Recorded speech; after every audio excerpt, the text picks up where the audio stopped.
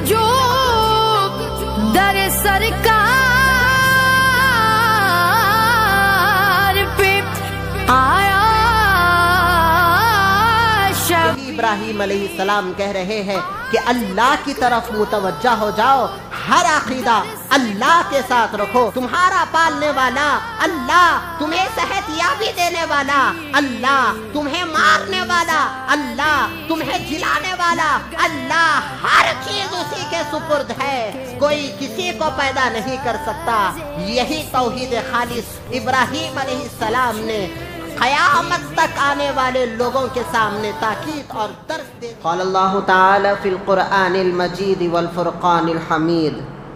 फ़अऊज़ु बिल्लाहि मिनश शैतानिर रजीम। बिस्मिल्लाहिर रहमानिर रहीम।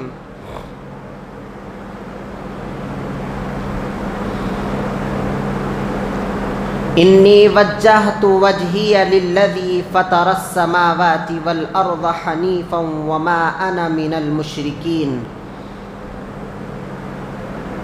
सदक़ल्लाहु मौलानल अज़ीम व सदक़ रसूलुहुन नबियुल अमीनुल मतीनुल करीम व नहनु अला ज़ालिका लमिनश शाहिदीन वश्शाकिरीन वल्हम्दुलिल्लाहि रब्बिल आलमीन। व क़ाल अल्लाहु तआला फ़ी शअनि हबीबिही इजलालन व इकरामा। इन्नल्लाहा व मलाइकतहु युसल्लूना अलन नबी या अय्युहल्लज़ीना आमनू सल्लु अलैहि व सल्लिमू तस्लीमा।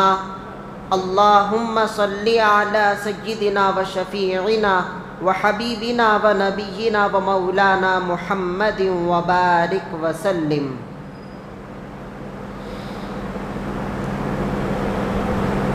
अस्सलामु अलैकुम व रहमतुल्लाहि व बरकातुहू।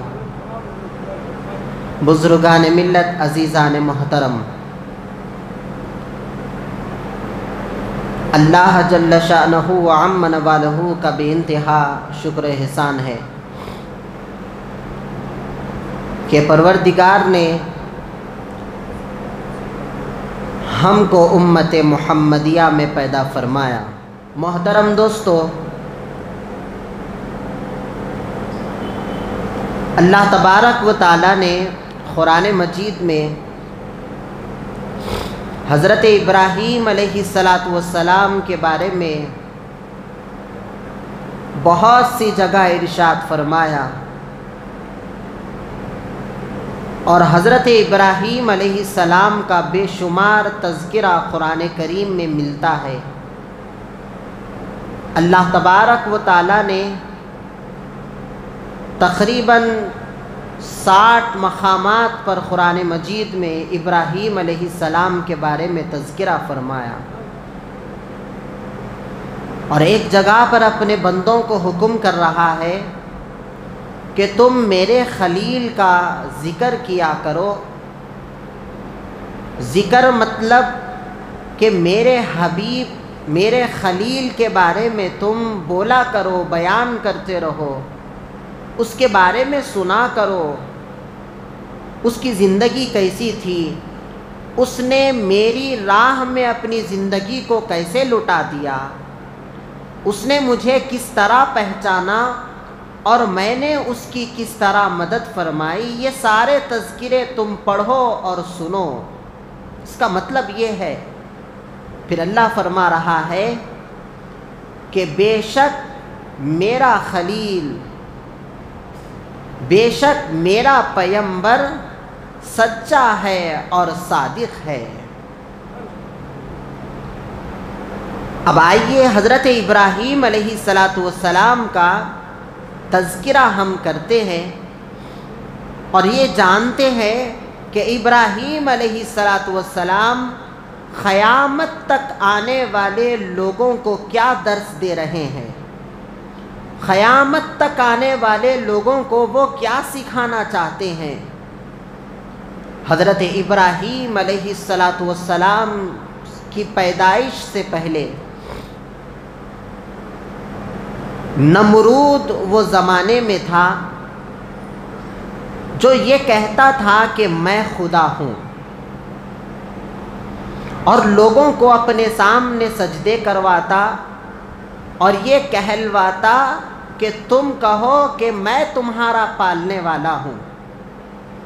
تم یہ جانو کہ میں تمہارا رب ہوں۔ اس کی بادشاہت مشہور تھی کہ لوگ اس کو رب کہتے تھے، اس کو خدا کہتے تھے۔ تو پہلے کے جو بادشاہ تھے جادوگروں کو اپنے پاس رکھتے تھے اور رکھ کر آگے ہونے والے حالات کے بارے میں پوچھتے تھے کہ بتاؤ کہ آگے میری بادشاہت کس قدر کہاں تک پہنچے گی، لوگ مجھ پر کیسے یقین کریں گے، لوگ مجھے کس طرح مانیں گے، کس طرح خدا کہیں گے۔ تو پہلے کے بادشاہ اپنے پاس تھوڑے سے جادوگروں کو، ایسے جادوگر ہوتے تھے کہ وہ ہاتھ دیکھ کر بتا دیتے تھے، ان کا حال پڑھ کر بتا دیتے تھے کہ تیرے ساتھ آگے کیا ہونے والا ہے۔ اب یہ پہلے کے دور کا واقعہ ہے، تو آج بھی ہمارے لوگوں میں یہ عادتیں ہیں کہ چند عالم و عاملوں کے پاس جاتے ہیں، جا کر کہتے ہیں کہ میرے ساتھ کیا ہونے والا ہے، میں کیسا رہنے والا ہوں، میں یہ رشتہ کرنے والا ہوں، یہ بچی کے حالات کیا ہوں گے، میں رشتہ کرنے جا رہا ہوں، یہ بچے کا ختم کیسا ہوگا۔ یہ سارے آج کے جاہل رسومات ہمارے اندر بھی آ گئے۔ آگے ہونے والے حالات کو ہم جاننے کی کوشش کرتے ہیں۔ اب اس کو ہماری زبان میں فال کھولنا کہتے ہیں، فال کھولنا، اور آگے ہونے والے حالات کے بارے میں جاننا۔ یاد رکھے دوستوں، آگے جو ہونے والا ہے ہمارے ساتھ وہ اللہ کے علاوہ کوئی نہیں جان سکتا۔ اگر کوئی ہمیں جان کر بتا بھی رہا ہے تو یاد رکھے وہ بتانے والا اور جاننے والا، یہ دونوں کبھی ان کا خاتمہ ایمان پر نہیں ہوگا۔ اللہ تبارک و تعالیٰ کی صفت ہے کہ وہ آگے ہونے والے حالات کو بہتر جانتا ہے، اور ہم بھی یہ جان کر اللہ تبارک و تعالیٰ کی برابری کرنا چاہتے ہیں۔ اس کا مطلب یہ ہے فال کھولنا اسلام میں ممنوع اور حرام قرار دیا گیا۔ اب دیکھیے آپ، وہ جادوگر بادشاہ جو رکھتے تھے اس واسطے رکھتے تھے کہ ان کو ہمیشہ اپنی بادشاہت کا خطرہ رہتا تھا کہ کون مجھ پر حملہ کرنے والا ہے، کون مجھے مارنے والا ہے۔ یہ سارے حالات معلوم کرنے کے لیے بادشاہ اپنے ساتھ میں جادوگروں کو رکھتے تھے۔ تو ایک وقت ایسا آیا، نمرود کے پاس جادوگر آ گئے اور نمرود کہنے لگا بتاؤ آگے ہونے والے حالات میرے لیے کیا ہوں گے۔ تو وہ جادوگر کہنے لگے اے نمرود بادشاہ، اس سال تیری سلطنت میں ایک ایسا لڑکا پیدا ہوگا جو تیرے خدا ہونے کی اور تیری خدائی کی دھجیاں اڑا دے گا۔ ایسا لڑکا پیدا ہوگا کہ وہ تیری باتوں کو نہیں مانے گا اور لوگوں کو تیرے خلاف کر دے گا۔ وہ سارے حالات بیان کرتے ہی نمرود اپنے تخت سے اٹھ گیا اور اٹھ کر کہنے لگا جاؤ، اپنے رعایا کو، اپنی سپاہیوں کو کہنے لگا جاؤ سارے پیدا ہونے والے بچوں کو ختم کر دو۔ اس دور کے سارے بچوں کو ختم کر دیا گیا۔ پھر سے نمرود حکم جاری کیا کہ جس طرح عورتوں کے پیٹوں میں حمل ہے ان کے حملوں کو بھی گرا دو، اور مرد کو عورت کے پاس جانے مت دو۔ یہ تمام روک نمرود لگا دیا اور حکم جاری کر دیا کہ 1 سال تک ہم اسی حکم کے پابند رہیں گے۔ مگر وہ کہتے ہیں کہ فانوس بن کر جس کی حفاظت ہوا کرے، وہ شمع کیا بجھے جسے روشن خدا کرے۔ پھر فرمایا کہ وہی ہوتا ہے جو منظور خدا ہوتا ہے۔ ہمارے سامنے بہت سارے حالات بھی ایسے آ جاتے ہیں کہ ہم حالات سے تنگ ہو جاتے ہیں۔ مشکل کا سامنا ہمیشہ مشکل ہی ہوتا ہے، کیسے اس کا ہم سامنا کریں۔ تو یہیں پر ابراہیم علیہ السلام کی سیرت طیبہ بتا رہی ہے، جب کبھی مسلمان پر مشکل آ جائے تو وہ مشکل کو کوئی دور نہیں کر سکتا سوائے اللہ کے۔ تم ڈٹ جاؤ، صبر کرو، استقامت سے کام لو، اللہ تبارک و تعالی ضرور تمہاری مدد کرے گا۔ حضرت ابراہیم علیہ السلام اپنے ماں کے شکم مبارک میں آ گئے، معلوم ہی نہیں کسی کو بھی، نہ نمرود کو اس کی خبر تھی، نہ نمرود کے سپاہیوں کو اس کی خبر تھی۔ اللہ تبارک و تعالی نے ایسا حمل آپ کے ماں میں ڈالا کہ معلوم ہی نہیں ہوتا کہ یہ عورت حاملہ ہے۔ جب زچگی کا موقع قریب آیا، ابراہیم علیہ السلام کی پیدائش کا موقع آیا، تو ان کی ماں بیماری کا تھوڑا سا بہانہ لگائی اور ایک غار میں جا کر پناہ لی، وہاں پر آپ کی پیدائش ہوئی۔ حضرت ابراہیم علیہ السلام کی پیدائش نمرود سے چھپ کر کی گئی، وہ سپاہیوں سے چھپ کر کی گئی، اس واسطے کہ وہ دور میں نمرود اتنا بڑا ظالم تھا کہ وہ بچوں کو دیکھتا تو قتل کر دیتا۔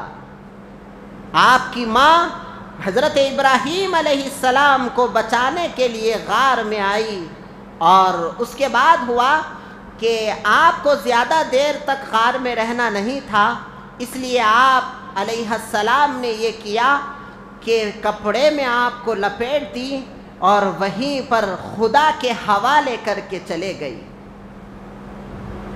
اللہ تبارک و تعالی نے جیسے ہی آپ کی ماں وہاں سے نکلی، اللہ تبارک و تعالی دو فرشتوں کو ابراہیم علیہ السلام کی حفاظت کے لیے مقرر فرما دیا۔ وہ آپ کی حفاظت کرتے، وہ آپ کے رونے کو دیکھتے، وہ آپ کے ہنسنے کو دیکھتے۔ کوئی فرشتہ آپ کے ساتھ کھیلتا، کوئی فرشتہ آپ کو سنبھالتا، اس طرح سے آپ کی پرورش ہوئی۔ اب اس کے بعد واقعہ بتا رہے ہیں مفسرین کرام، حضرت ابراہیم علیہ السلام کی کل عادی زندگی، یعنی آپ کا بچپن پورا غار میں ہی گزر گیا۔ آپ کا بچپن غار میں ہی گزر گیا۔ جب آپ کو ہوش آیا، آپ کو عقل آئی، جب آپ عقل مند ہوئے، ہوشیار ہوئے، تو آپ غار کے باہر نکلے۔ یہاں پر توحید، سارے عالم اسلام کے لیے دعوت ابراہیم علیہ السلام دے رہے ہیں کہ تم توحید کے پرستار کیسے بنو، تم توحید پر کس طرح عمل کرو۔ ابراہیم علیہ السلام نے بتا دیا کہ جب آپ غار کے باہر نکلے تو آپ نے دیکھا، پہلا سوال آپ کا یہی ہے، میرا بنانے والا کون؟ میری پرورش کون کر رہا ہے؟ میرا رب کون ہے؟ میرا معبود کون ہے؟ مجھے کھلانے والا کون ہے؟ مجھے بنانے والا کون ہے؟ یہ پہلی ذہنیت آپ کی یہ ہے۔ حضرت ابراہیم علیہ السلام جب غار کے باہر تشریف لائے تو سب سے پہلے خدا کو تلاش کیا کہ میرا خدا کون ہے۔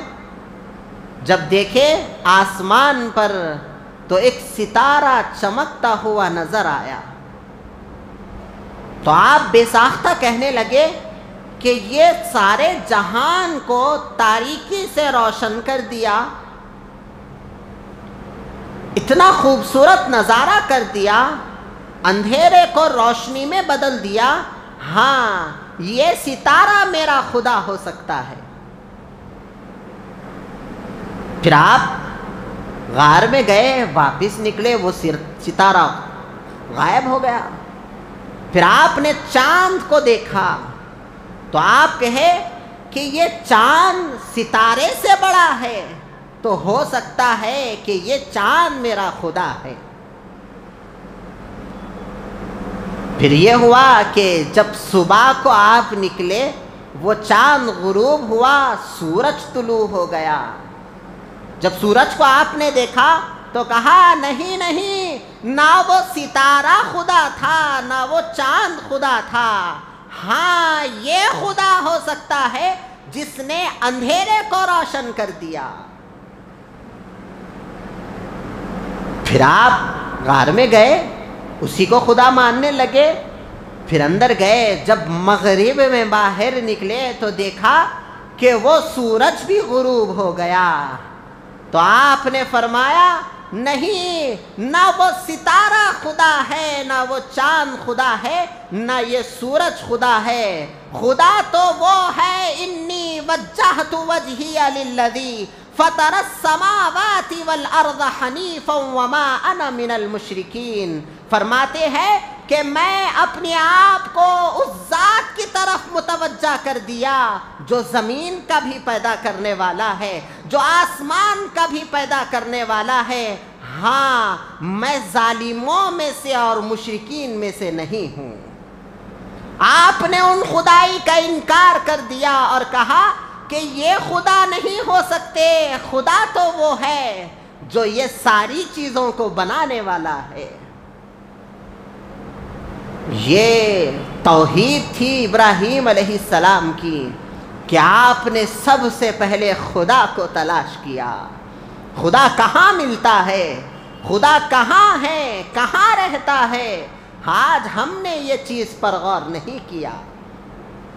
ہمیں ہر چیز کے بارے میں معلوم ہے کہ کون سی چیز کہاں ملتی ہے، کون سی چیز کہاں لی جا سکتی ہے، کون سے بازار میں کون سے چیز کی دکان ہے، ہر چیز ہمیں معلوم، مگر خدا کہاں ملتا ہے وہ نہیں معلوم۔ تلاش خدا، خدا کی تلاش۔ ابراہیم علیہ السلام بتا رہے ہیں کہ تم اپنے خدا کو تلاش کرو۔ آج مسلمانوں کا حال یہی ہے کہ نہ وہ خود کو تلاش کر سکے نہ وہ خدا کو تلاش کر سکے۔ خدا کہاں ہے؟ ہاں اب بات آ گئی، خدا کہاں ہے۔ اللہ تبارک و تعالی فرماتا ہے، آپ صلی اللہ علیہ وسلم سے صحابہ نے عرض کیا، یا رسول اللہ آپ ہمیں اپنے رب کا پتہ دیجئے، آپ بتائیے کہ ہمارا خدا کہاں ہے۔ تو اللہ تبارک و تعالیٰ نے فرمایا وَإِذَا سَأَلَكَ عِبَادِي عَنِّي فَإِنِّي قَرِيب۔ اللہ تبارک و تعالیٰ نے فرمایا کہ اے محبوب میرے بندوں کو بتا دو کہ میں ان کے بہت قریب ہوں۔ اللہ تبارک و تعالیٰ ہمارے قریب ہے۔ پھر ایک اور آیت میں اللہ تبارک و تعالیٰ نے فرمایا کہ وَنَحْنُ أَقْرَبُ إِلَيْهِ مِنْ حَبْلِ الْوَرِيدِ، میں اپنے بندے کے رگے جان سے بھی زیادہ قریب ہوں۔ اللہ تبارک و تعالیٰ نے ہر جگہ اپنا پتہ بتایا، مگر ہم نے کبھی اس کو تلاش نہیں کیا۔ اللہ تبارک و تعالیٰ ہمیشہ ہمارے قریب رہا، مگر ہم نے اس کو کبھی قریب محسوس نہیں کیا۔ ہاں اگر ہم اس کو قریب محسوس کرتے، اگر ہم اس کو قریب پاتے تو پھر ہماری زبانیں گندی کیسے ہوتی؟ اگر ہم اس کے قریب ہونے کا یقین کرتے تو پھر ہم کسی پر ہاتھ کیسے اٹھا سکتے؟ اگر ہم اس کے قریب ہونے کا یقین کرتے تو پھر ہم لوگوں پر ظلم کیسے کرتے؟ اس سے یہی بات معلوم ہوئی، اللہ ہمارے قریب ضرور ہے، مگر ہم نے اس کو قریب کبھی نہیں سمجھا۔ سمجھنے کی آج ضرورت ہے۔ نیکوکار ہونا یہ کہتے ہیں نا کہ مسلمان صالح ہونا، نیکوکار ہونا، عبادت گزار ہونا، یہ کب ہوگا؟ جب اللہ کو اپنے قریب پاؤ گے تب ہوگا، جب گناہوں سے نیکیوں کی طرف آؤ گے تب ہوگا۔ اللہ تبارک و تعالیٰ کے قریب ہونے کا جس کو یقین ہے، ہاں وہ یاد رکھ لے کہ کبھی وہ گنہگار نہیں ہوگا۔ جب کبھی گناہ کا ارادہ آئے گا فوراً خیال آ جائے گا میرا پروردگار میرے ساتھ ہے۔ وہ دیکھ لے گا تو میرے بارے میں کیا سوچے گا، وہ دیکھ لے گا مجھ سے ناراض ہو جائے گا۔ یہ خیال انسان کو آنا چاہیے اور یہی محبت کی علامت ہے۔ ابراہیم علیہ السلام یہی دعوت توحید دے رہے ہیں کہ خدا کو تلاش کرو، خدا تمہارے قریب ہے۔ اگر تم تلاش خدا میں نہیں رہو گے، اگر تم خدا کو قریب نہیں پاؤ گے تو کیا ہوگا؟ تمہارا خاتمہ کبھی ایمان پر نہیں ہوگا، بے ایمان مرو گے، بے ایمانی کی حالت میں موت آئے گی۔ ہاں اب یہ بات یاد آئی کہ جو زندگی میں خدا کو ساتھ رکھتا ہے، جو اپنی حیات میں خدا کو ساتھ رکھتا ہے، وہ کیسے یقین نہ رکھے کہ مرنے کے بعد خدا اس کا مددگار نہیں ہوگا۔ ہم زندگی بھر اپنے خدا کو ساتھ میں رکھے، جہاں کہیں گئے یہ یقین رکھے کہ اللہ میرے ساتھ ہے۔ ہر جگہ بازار میں گئے، بیوی کے پاس گئے، بچوں کے پاس گئے، تجارت کرے، ہر جگہ ہم نے یہی سوچا، سوتے وقت بھی یہی سوچا، جب اٹھ رہے ہیں تب بھی یہی سوچا، باہر نکل رہے ہیں تب بھی یہی سوچا۔ ہماری کل زندگی اسی میں گزر گئی کہ اللہ میرے ساتھ ہے۔ جب ہمارا وقت آخر آ گیا، سکرات ہم پر آ گئی، موت اب آنے والی ہے، اب کیا ہوگا؟ سرکار فرماتے ہیں جس کی زندگی جیسی ہوگی اس کا خاتمہ ویسے ہی ہوگا۔ جو زندگی بھر اللہ میرے ساتھ ہے کہتا رہا اور اس پر یقین کرتا رہا، تو اب یہ بات ضرور ہوگی جب یہ مر رہا ہوگا تب بھی اللہ اس کے ساتھ ہوگا۔ جب اس کو خبر میں سوالات ہوں گے، خبر میں فرشتے آ کر کہنے لگیں گے بتا تیرا رب کون ہے، وہ کہے گا جو اللہ کو ساتھ میں رکھتا ہے، جو ہر ہمیشہ اپنے معبود کو قریب رکھتا ہے، وہ کہے گا تم میرے معبود کے بارے میں کیا پوچھتے ہو؟ جب میں زندگی گزارتا تھا وہ میرے ساتھ رہتا تھا، اس سے زیادہ اس کے بارے میں میرے علاوہ کون جانتا ہے؟ وہ بے ساختہ اپنی زبان سے کہے گا ربی اللہ، میرا رب اللہ ہے۔ یہ حالات ہونا دوستو، ہر چیز آسان، ہمارے لیے ہر چیز آسان ہونا، ہر چیز مشکل آ گئی تو جلدی آسانی آ جانا، پریشانی آتے کہ اس کے پیچھے آسانی ہونا، نہیں ایسا نہیں ہوگا۔ پریشانی کا بھی ہمیں سامنا کرنا پڑے گا، مشکلات کا بھی ہمیں سامنا کرنا پڑے گا۔ جب خوشی بھی آئے تو تب بھی ہمیں خوشی کو بھی اسی طرح سے توجہ دینی چاہیے جس طرح سے ہم مشکلات سے گزر کر آئے۔ وہ واقعہ میں چھوڑ دیا، حضرت ابراہیم علیہ السلام جب اپنے گھر گئے تو یہاں پر ایک اختلاف ہے کہ ہمارے بہت سارے یوٹیوب پر اس میں واقعات سن کر ہم تھوڑا سا یہ ذہن میں لاتے ہیں کہ حضرت ابراہیم علیہ السلام کے والد آزر ہیں، نہیں، ان کے والد کا نام آزر نہیں تھا،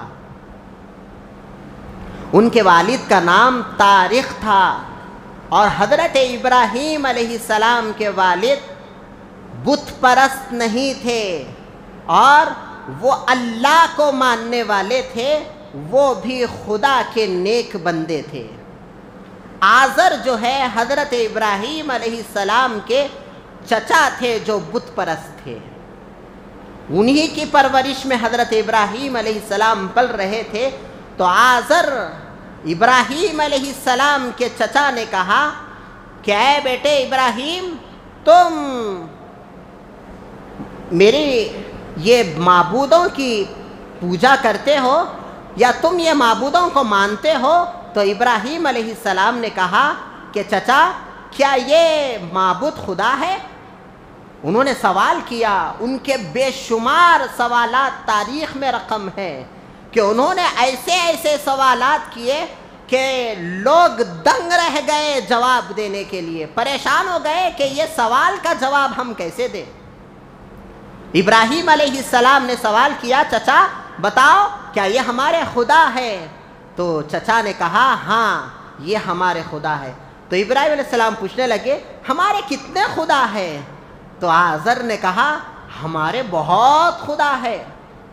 تو ابراہیم علیہ السلام نے کہا کون سے خدا کا کیا کیا کام ہے؟ تو آزر نے کہا کہ بیٹے ایک خدا بارش برساتا ہے، ایک خدا سورج کو نکالتا ہے، ایک خدا سورج کو غروب کرتا ہے، ایک خدا زندگی دیتا ہے، ایک خدا موت دیتا ہے، ایک خدا صحت دیتا ہے، ایک خدا روزی دیتا ہے، ایک خدا پریشان کرتا ہے۔ یہ سارے ہمارے خدا ہیں، ہر خدا کا الگ الگ کام ہے۔ اور جو پریشانی ہمیں آ جاتی ہے، ہاں ہم وہ خدا کے پاس جا کر مانگتے ہیں کہ تیرے ذمے یہ کام ہے، یہ میرے کام کو پورا کر دے۔ اگر بارش نہیں ہوئی تو بارش لگانے والے، بارش برسانے والے خدا کے پاس جاتے تھے اور اس کے پاس جا کر دعا مانگتے تھے۔ یہ پریشانی آ گئی، پریشانی دور کرنے والا خدا الگ ہے۔ تو ابراہیم علیہ السلام نے کہا کہ ہاں اگر اتنے خدا ہے، ہمارے اتنے خدا ہے، اگر میں کسی ایک خدا کو مانا کیا دوسرا ناراض ہو جائے گا؟ اگر میں دوسرے کا انکار کر دیا، ایک خدا کو ماننے لگا، دوسرے کا انکار کر دیا، کیا دونوں لڑ پڑیں گے کہ کیا میرے بندوں کو تو نے اپنے طرف لے لیا؟ ہاں توحید یہی ہے، توحید کا معنی ایک ہی ہونا، 10,000 100 نہیں چلیں گے۔ دو بھی اگر آ جائیں گے تو دو خداؤں میں اختلاف پیدا ہوگا، ہر ایک کی سوچ الگ ہوگی، ایک یہ کہے گا دوسرا کہے گا، تھوڑے اس کو مانیں گے تھوڑے اس کو مانیں گے۔ ابراہیم علیہ السلام نے یہی سوال کیا کہ اگر میں نے خدا کو مانا کیا دوسرا ناراض ہو جائے گا؟ تو آزر نے کہا نہیں، جس طرح تم ایک کو مان رہے ہو اس طرح سب کو مانو۔ تو ابراہیم علیہ السلام کہنے لگے نہیں، ایسا نہیں ہو سکتا، یا تو خدا ایک ہونا چاہیے یا پھر خدا نہیں ہونا چاہیے۔ کیا سوال کھڑا کر دیا ابراہیم علیہ السلام نے، کہا کہ خدا کو ایک ہونا چاہیے، کیوں؟ ایک خدا ہی ساری بادشاہت کر سکتا ہے۔ جس طرح سے بادشاہ نمرود ہے، نمرود کے علاوہ کوئی بازو کرسی لگا کر بیٹھا۔ ابراہیم علیہ السلام نے سوال کیا کہ نمرود بادشاہ ہے، اگر اس کی بادشاہت میں ایک اور بادشاہ آ جائے کیا ہوگا؟ تھوڑے دن ان کی محبت رہے گی، اس کے بعد اس میں اختلاف پیدا ہوگا۔ نمرود ایک حکم کرے گا، اس کے ساتھ ہونے والا بادشاہ الگ حکم کرے گا۔ اس کو توحید نہیں کہتے۔ آزر کو ابراہیم علیہ السلام نے کہا دیکھو یہ تمہارے جھوٹے خدا ہے، اگر ماننا چاہتے ہو تو ایک خدا کو مانو جس کی دعوت لے کر میں پیدا ہوا ہوں۔ تو آزر نے کہا آئندہ سے ایسی بات نہیں کرنا، ڈرا کے ڈانٹ کے خاموش بٹھا دیا اور کہنے لگا کہ جاؤ اس بت کو لے جاؤ بازار میں بیچ دو۔ تو ابراہیم علیہ السلام نے پہلے تو یہ بتوں کے خلاف تھے، انہوں نے غصے میں آ کر بت کے گلے میں رسی کو ڈالا اور کھینچتے ہوئے گھسیٹتے ہوئے لے گئے۔ لوگ حیران پریشان کہ یہ ہمارے معبودوں کے ساتھ کس طرح کا سلوک کیا جا رہا ہے۔ نمرود کے پاس شکایت کو لے گئے، کہا کہ ابراہیم نامی ایک بچہ ہمارے بستی میں آیا ہے، وہ ہمارے بتوں کی توہین کر رہا ہے، اے نمرود تو سخت سے سخت اس کو سزا سنا دے۔ تو نمرود نے کہا کہ ابھی اس کا وقت نہیں آیا، خاموش ہو جاؤ۔ حضرت ابراہیم علیہ السلام نے یہ اس طرح سے بتوں کا انکار کیا، ان کی خدائی کا انکار کیا۔ ہاں، اب یہ جو بت ابراہیم علیہ السلام کے سامنے بتائے گئے کہ الگ الگ خدا ہے، الگ الگ خدا ہے، ابھی جو میں نے بات کی ہمارے سامنے بھی آج یہی ہے۔ ہمارے سامنے توحید نہیں ہے، توحید صرف نام کا ہو گیا۔ پریشانی کس سے دور ہوگی؟ پیسوں سے دور ہوگی۔ شفا دینے والا کون؟ ڈاکٹر شفا دینے والا ہے۔ ہماری مدد کرنے والا کون؟ دوست ہماری مدد کرنے والا ہے۔ یہ عقائد ہمارے ذہنوں میں جو آ گئے، ہر چیز کی ہم مدد ذرائع سے لے رہے ہیں۔ یہ چیز کی یہ مدد، وہ پیسوں سے مدد ہو گئی، اس سے مدد۔ اللہ سے ہم نے کب مدد مانگا؟ اللہ کو ہم نے کب کہا کہ اے پروردگار ہماری مدد فرما، تیرا بندہ پریشانیوں میں گر گیا؟ یہ سب ہم نے نہیں مانگا، ہم نے پیسوں سے مدد لی، ہم نے ڈاکٹروں سے مدد لی۔ جب کبھی کسی معاملات میں ہم پریشان ہو گئے، دوستوں سے ہم نے مدد لی، اور دنیاوی حالات سے ہم نے مدد لی۔ کام کاروبار نہیں ہوگا، زندگی کیسے چلے گی؟ تجارت نہیں ہوگی تو ہمارے گھر میں راشن کیسے آئے گا؟ ہم کام نہیں کریں گے تو ہم کیا کھائیں گے؟ یہ سارے سوالات ہمارے ذہنوں میں بس گئے۔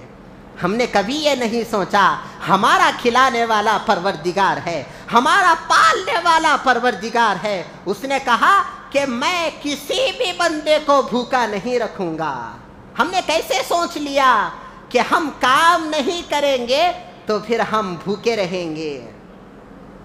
انسان کو اللہ تبارک و تعالی زبردست نصیحت دے دیا کہ آپ کسی بے روزگار کے پاس جا کر پوچھو کیا تو کھانا نہیں کھا رہا؟ وہ کہے گا الحمدللہ میں کھانا کھا رہا ہوں۔ کون کھلایا؟ کس نے کھلایا؟ نہ وہ کام کر رہا ہے، نہ وہ کچھ تجارت کر رہا ہے، کچھ بھی نہیں، صرف اللہ کے بھروسے پر بیٹھ گیا۔ پھر اس کا کھلانے والا کون؟ اگر یہ بھی ہمیں سمجھ میں نہیں آ رہا تو لاک ڈاؤن کو ہم سامنے رکھے۔ کس نے کام کیا بتاؤ؟ کس نے اپنی دکان کھول کر دکان کو چلایا؟ کس نے کاروبار کیا؟ کس نے تجارت کی؟ جب لاک ڈاؤن میں ہم نے نہیں کھایا، وہ کھلانے والا اللہ تھا۔ لوگوں کے پاس پیسے نہیں ہیں، حالات تنگ ہو گئے، اب تک لاک ڈاؤن کے بعد بھی اب تک بہت سارے لوگ ہیں جو سنبھلے نہیں۔ ابھی بھی کیا اللہ ہمیں بھوکا رکھا؟ نہیں۔ اسی کو توحید کہتے ہیں، اللہ کی ذات پر بھروسہ کرنا ہے۔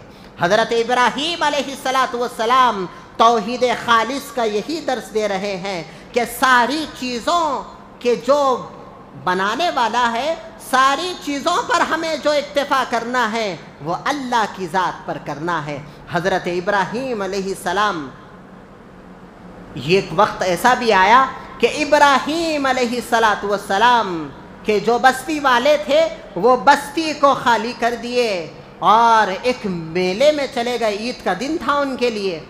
تو ابراہیم علیہ السلام کو کہا گیا کہ اے ابراہیم چلو ہمارے ساتھ میں، ہم میلے میں گھومیں گے، پھریں گے، مستی کریں گے۔ تو ابراہیم علیہ السلام نے کہا کہ دیکھو میں یہ ساری چیزیں نہیں کرنے والا ہوں، تم جاؤ، میں یہی بستی میں رہنے والا ہوں۔ تو آزر نے آپ علیہ السلام کو یہ حکم دیا کہ یہ ہمارا معبد ہے، یہ ہمارا بت خانہ ہے، اس بت خانے کی تم پہرے داری کرو۔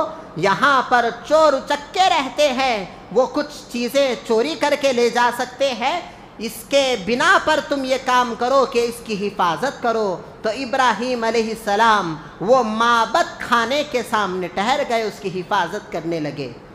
ابراہیم علیہ السلام جیسے ہی پورے سارے لوگ چلے گئے، ابراہیم علیہ السلام اندر جھانک کر دیکھے کہ یہ معبد خانہ آخر ہے کیا۔ جب اندر گئے تو ابراہیم علیہ السلام دیکھے کہ اتنے خدا رکھے ہوئے ہیں، بے شمار خدا ہے، کوئی بڑا ہے تو کوئی چھوٹا ہے، کوئی چھوٹا ہے تو اس سے چھوٹا ہے، پھر اس سے چھوٹا بھی خدا ہے، سب کے سامنے کھانے، میوے، فروٹ، پھل، ہر چیز رکھے ہوا ہے۔ کسی کے گلے میں سونے کا ہار ہے، کسی کے گلے میں چاندنی کا ہار ہے، کسی کے گلے میں فلاں فلاں موتیوں کے ہارا ہے۔ ہر خدا کی الگ الگ تعظیم، ہر خدا کے سامنے الگ الگ کھانے، الگ الگ میوے رکھے ہوئے ہیں۔ ابراہیم علیہ السلام نے کہا کہ وہ پھل کو آپ خدا جو وہ معبود تھا، وہ جو بت تھا، اس کو کہنے لگے کہ یہ پھل کھا، ہاتھ میں پھل کو لیے اس کے منہ کے سامنے رکھے، کھا۔ آپ جانچنا آپ چاہ رہے تھے کہ انہیں کھاتا ہی کیا ہے کہ اس واسطے جو رکھے ہوں گے سامنے، سمجھ رہے، مگر انہیں کھاتا، انہیں مٹی کا بنا ہوا ہے، پتھر کا بنا ہوا ہے۔ اس نے جب نہیں کھایا تو ابراہیم علیہ السلام کو غصہ آیا، کہا کہ جب تو کھا نہیں سکتا، جب تو بول نہیں سکتا، جب تو سن نہیں سکتا، جب تو بات نہیں کر سکتا، تو پھر تو کیسے خدا ہو سکتا ہے؟ تو ابراہیم علیہ السلام نے کلہاڑی لی، اس کی گردن کو اکھاڑ دیا۔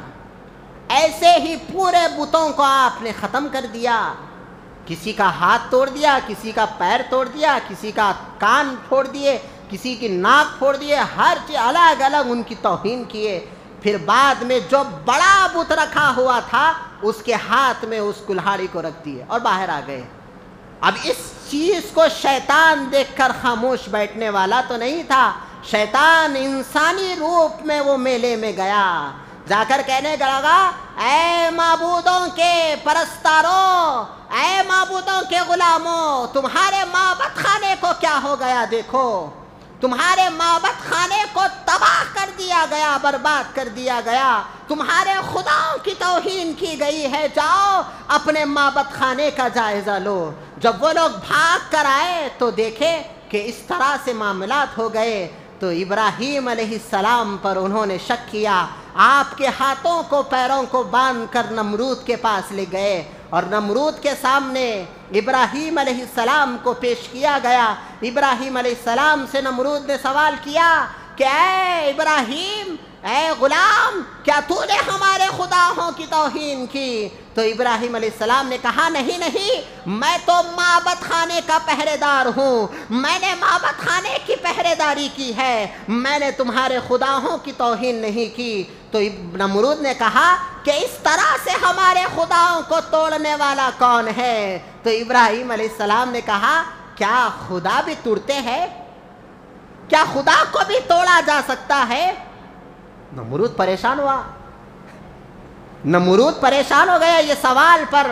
تم کہتے ہو کہ تمہارے خداؤں کو مارا گیا، تمہارے خداؤں کو توڑا گیا، کوئی ناک پھوڑ دیا، کوئی کان پھوڑ دیا، کوئی منڈی اکھاڑ دیا، کیا خدا کے ساتھ ایسا سلوک کیا جا سکتا ہے؟ جب یہ سلوک کیا جا رہا ہو تو تمہارے خدا نے کیا ایکشن لیا؟ یہ سوالات پر وہ حیران ہو گیا، کہنے لگا کہ اے ابراہیم، کیا تو نے ہمارے خدا کو مارا، بتا۔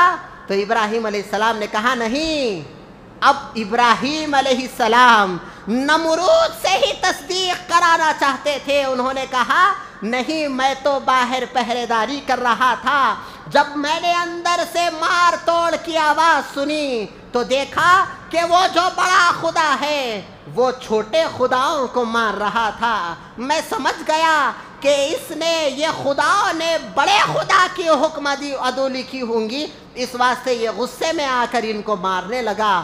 تو نمرود خود اس کی تصدیق کرتا ہے کہ دیکھو، ہمارے خدا بات نہیں کرتے، نہ ہمارے خدا ہاتھ اٹھا سکتے ہیں، نہ ہمارے خدا سن سکتے ہیں، تو پھر وہ دوسروں پر حملہ کیسے کر سکتے ہیں؟ تو ابراہیم علیہ السلام نے کہا، ہاں، میں یہی بتانا چاہتا ہوں، جو سن نہیں سکتا، جو دیکھ نہیں سکتا، جو کچھ کر نہیں سکتا، وہ کیسے خدا ہو سکتا ہے؟ یہی حضرت ابراہیم علیہ السلام کی سیرت طیبہ تھی، جب ان کا تذکرہ تھا इंशाअल्लाह तबारक व ताला फिर अगले जुमे को हम बाकी का वाक़या सुनेंगे। यही इब्राहीम अलैहिस्सलाम कह रहे हैं कि अल्लाह की तरफ मुतवज्जा हो जाओ, हर अक़ीदा अल्लाह के साथ रखो। तुम्हारा देने वाला अल्लाह, तुम्हारा पालने वाला अल्लाह, तुम्हें सेहत याबी देने वाला अल्लाह, तुम्हें मारने वाला अल्लाह, तुम्हें जिलाने वाला अल्लाह, हर चीज़ उसी के सुपुर्द है, कोई किसी को पैदा नहीं कर सकता। यही तौहीद खालिस इब्राहीम अलैहिस्सलाम ने क़यामत तक आने वाले लोगों के सामने ताकीद और दर्स दे दिया कि तुम्हारा सब कुछ करने वाला तुम्हारा खुदा है, तुम उसी के बंदे बनकर रहो, तुम किसी के बंदे नहीं, अल्लाह के बंदे हो। मैं अपनी बात को ख़त्म करते हुए परवरदिगार की बारगाह में दुआ गो हूँ, या इलाहल अमीन। हम जो कुछ भी कहते हैं सुनते हैं मौला। देता है खुदा